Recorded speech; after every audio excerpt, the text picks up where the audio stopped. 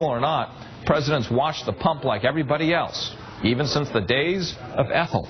All right. Thank you so much, Richard. Let me bring in John Hofmeister. He's the former CEO of Shell Oil USA and now the CEO of Citizens for Affordable Energy. It's good to see you. And in fact, I've got to give you kudos. Back in 2010, you predicted we would see $5 gas, 12, and now a lot of other experts are saying the same thing. I guess what the average consumer wants to know is there anything that can stop this train? Well, we're actually in uncharted waters. That's the problem. And that's why the volatility and the prediction of high prices is so logical. What's different is, well, let me say what's the same. What's the same is we have a country, we have failed to make decisions on increasing domestic production. Not just President Obama, but presidents before him have not made the difficult choices of expanding domestic production to be more self-reliant. The uncharted piece is unprecedented in history is Asian demand for ever more oil products. China bought 20 million new cars last year. These are new consumers, not repeat consumers. So that's an expansion in demand. In addition, the geopolitics in the Middle East causing a psychology of fear about future supply has probably never been greater, and we just don't know from week to week how bad it could get. In addition to that, on the East Coast, we've just closed 3 domestic refineries, or they are in the process of closing, putting that huge population on the East Coast more dependent upon imports from abroad, which could be more expensive on Brent prices rather than West Texas prices.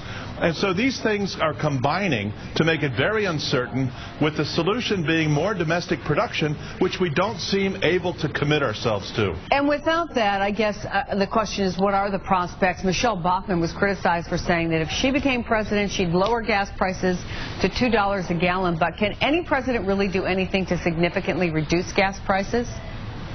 Not in the short term, Chris. That's the problem. I said to Senator Obama in 2007, to him personally, if you don't do an aggressive drilling program in your first term, you're going to have to worry a lot about the gas price in 2012.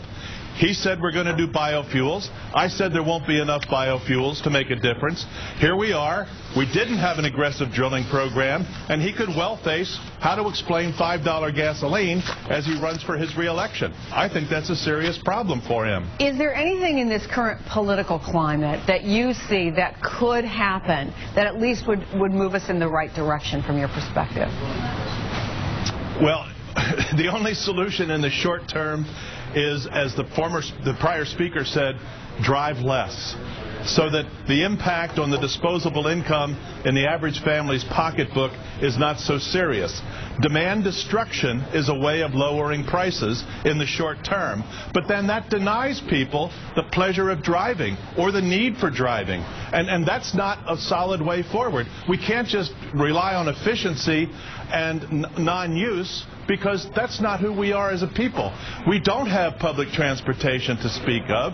We have a society that lives out from the urban core, not in the urban core, making mass transit very difficult as a solution.